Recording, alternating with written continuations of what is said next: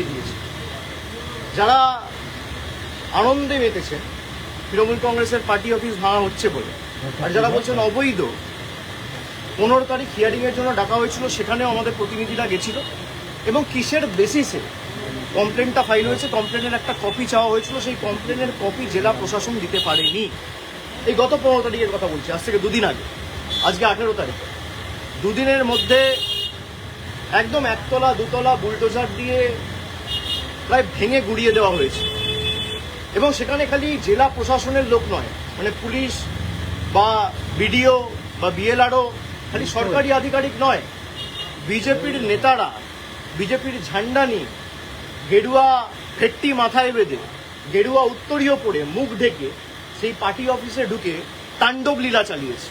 এই সব ভিডিও আমাদের কাছে রয়েছে। আমরা এক্ষুনি চিফ জাস্টিসের মহামান্য প্রধান বিচারপতি যিনি ওএসডি রয়েছেন তাকে একটি ইমেল পাঠিয়েছি, সমস্ত ভিডিও অ্যাটাচ করে হাইকোর্টের দৃষ্টি আকর্ষণ করে যত দ্রুত সম্ভব আমরা চেষ্টা করবো এই মামলা মেনশনিং করে শুনানি করার, এবং সুপ্রিম কোর্ট অব্দি আমরা যাব। ভিডিওয় যাদের দেখা গেছে তারা কেউ কিন্তু বাঁচবেন না, আইনের হাত অনেক দূর। যদি ভাবেন যে বিজেপির নেতারা আমাদের বাঁচাবে, আর যারা তৃণমূলের পার্টি অফিস ভাঙছেন, আমি তাদের বলবো যে অনেক অত্যাচার তো করেছেন তৃণমূল কংগ্রেসের নেতাদের উপর, কর্মীদের উপর, পার্টি অফিস ভাঙা, গুড়িয়ে দেওয়া। যে ধারায় যে আইনে আজকে পার্টি অফিসগুলো ভাঙা হয়েছে না, একই আইনে কিন্তু যখন আবার সরকার পাল্টাবে, বিজেপির একটা পার্টি অফিস বাংলায় থাকবে না। আমি হুঁশিয়ারি দিচ্ছি না, যে আইনে আপনি ভেঙেছেন একই আইন প্রযোজ্য করেই ভাঙা হবে। যারা তৃণমূল কংগ্রেসকে ভাবছে যে দুর্বল করব, দল ভেঙে তৃণমূল কংগ্রেসকে শেষ করে দেবো, আগুনে জ্বালিয়ে দেবো, সেই আগুনের স্ফুলিঙ্গগুলো থেকে তৃণমূল কংগ্রেস আবার জন্ম নেবে মমতা বন্দ্যোপাধ্যায়কে সামনে রেখে। যারা প্রশাসনকে ব্যবহার করে মিথ্যে মামলায় কর্মীদের ফাঁসানোর চেষ্টা করছে, আমরা প্রায় 2 মাস ধরে এখানে মমতা ব্যানার্জির বাসভবনে এবং তৃণমূল কংগ্রেসের সেন্ট্রাল অফিসে রয়েছি। প্রায় 1000 জন কর্মীর বেল অ্যান্টি বেল আমরা করিয়েছি, বিচার ব্যবস্থার দ্বারস্থ হয়েছে। যখন একটা কেস সাবজুডিস রয়েছে, একটা মামলা করা হয়েছে মে মাসের 7 তারিখ 8 তারিখ, আজকে জুলাই মাসের 18 তারিখ, আপনি সেই মামলা উপেক্ষা করে নিজের ক্ষমতা প্রদর্শন করতে গিয়ে, নিজের হাতে কত ক্ষমতা সেই দেখাতে গিয়ে বুলডোজার মডেল, ভোটের আগে ছিল অন্নপূর্ণা ভান্ডার আর ভোটের পরে বুলডোজার, এই হচ্ছে বিজেপির প্রকৃত স্বরূপ। তো যারা ভাবছেন বুলডোজার চালিয়ে তৃণমূল কংগ্রেসকে ধমকে চমকে দমিয়ে রাখবো, তৃণমূল কংগ্রেস আরো শক্তিশালী হবে। আর আপনি বাড়ি ভাঙুন, পার্টি অফিস তো মন্দির আমাদের কাছে। যদি কেউ ভাবে পার্টি অফিস ভাঙে, যদি কোনো অবৈধভাবে সরকারি জায়গা দখল করে পার্টি অফিস কেউ করে, সে পার্টি অফিস আপনারা যথাযথ সরকারি ব্যবস্থা নিতে পারেন, আমার কিছু বলার নেই। কিন্তু এই জায়গাটা তো সরকারি নয়, কিনে অফিস বানানো হয়েছে, তার প্ল্যান রয়েছে, বৈধ নথি রয়েছে, সব হাইকোর্টে আমরা জমা দেবো।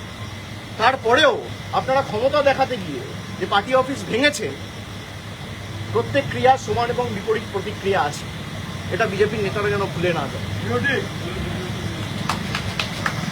আর ঈশ্বর সৃষ্টিকর্তা সর্বশক্তিমানের আশীর্বাদে যদি বেঁচে থাকি, ওই যে বললাম যে আইনের যে ধারায় আপনারা এই অত্যাচারগুলো করেছেন, একই আইনের একই ধারায় 31-এ ফিরিয়ে দেবো, সুদ সমেত, কথা দিয়ে গেলাম। বিজেপি নেতারা লাড্ডু বিতরণ করছে ওখানে কি করুক, তার মানে বিজেপির নেতারাই এর পিছনে রয়েছে, প্রত্যক্ষ বা পরোক্ষ মদত বিজেপির নেতাদের রয়েছে। বিজেপির নেতারা ঘোষণা করে দিচ্ছে এবং তাদেরকে উইটনেস হিসেবে নিয়ে যাওয়া হচ্ছে ভিতরে। আজকে সেই পার্টি অফিসের ভিতরে যদি কিছু প্ল্যান্ট করে দেওয়া হয়, তার দায় কার? যিনি আমার বিরুদ্ধে ক্যান্ডিডেট হয়েছিলেন, 2 বার লেজে গোবরে হেরেছে, তাকে উইটনেস হিসেবে বিজেপি নিয়ে গেছে। পার্টি অফিস যখন ভাঙা হচ্ছে, ভিতরে যখন মালপত্র নিয়ে আসা হচ্ছে, বিজেপির গেরুয়াধারী, গেরুয়া পতাকা, গেরুয়া উত্তরীয় পড়া গুন্ডারা মুখ ঢেকে, আপনারা তো দেখিয়েছেন, বেসিন, ফার্নিচার সব ভেঙে দেওয়া হচ্ছে, পৈতৃক সম্পত্তি এদের। আমরা বিচার ব্যবস্থার উপর আস্থাশীল আস্থা রেখেছি এবং আমরা হাইকোর্টের দৃষ্টি আকর্ষণ করে এই মামলা নিয়ে আগামী দিন হাইকোর্টে যাব, এবং যাদের ভিডিওতে দেখা গেছে হাইকোর্ট সুপ্রিম কোর্ট করে যত দূর যাওয়ার যাব, এদের ব্যবস্থা ঠিক করবো আইন। আপনি যার কথা বলছেন তিনি বলছেন সেখান থেকে নাকি বুথ দখলের ষড়যন্ত্র হতো। বুথ দখলের ষড়যন্ত্র হতো তৃণমূলের পার্টি অফিস থেকে। বিজেপির কোন বুথের এজেন্ট বসতে পারেনি তার তালিকাটা দিতে বলুন না, স্ক্রুটিনির সময় সে তালিকা দিতে পারেনি কেন? 2024-এ যখন নির্বাচন হয়েছে তার 2 দিন পরে স্ক্রুটিনি হয়, স্ক্রুটনিতে অভিযোগগুলো তোলেনি কেন? আর যদি অভিযোগ তোলে, স্ক্রুটনি তো তৃণমূল কংগ্রেস ক্লিয়ার করে না, নির্বাচন কমিশন ক্লিয়ার করে, রিটার্নিং অফিসার তৃণমূল কংগ্রেস, রাজ্য সরকার তৃণমূল সরকার অ্যাপয়েন্ট করে না, জাতীয় নির্বাচন কমিশন অ্যাপয়েন্ট করে। তাহলে তারা করতে পারেনি কেন? জিজ্ঞেস করুন। নাচতে না জানলে উঠোন বেকা। 14 দাঁড়িয়েছিল গোহারা হেরেছে, 24 দাঁড়িয়েছিল গোহারা হেরেছে। প্রতিহিংসার রাজনীতি। গোহারা হেরেছে বলে আজকে প্রতিশোধ নিতে নেমেছে। এর বিচার মানুষ করবে, চিন্তা করার কারণ নেই। আমার মানুষের উপর ভরসা আস্থা রয়েছে। আর বাকি যদি কোনো প্রশ্ন থাকে কুণাল ঘোষ আছে। 21 जुलाई पहले देख रहा है नितिन को कोई धार्मिक से मदन मित्र भी ज्वाइनिंग किया हुआ है, उनको कोई ज्वाइनिंग किया है। नहीं, वो सबका अपना अपना मत है, हक है। जिसको जहां जाना है जाए, उसमें दिक्कत क्या है?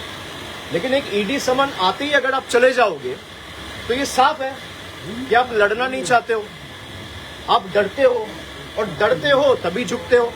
भाई अगर आपके पास कुछ है नहीं, अगर मान लो सब कुछ आपका पक्ष में है, तो आप जाओ। ईडी में मेरे को भी बुलाए, मैं तो भागा नहीं हूं।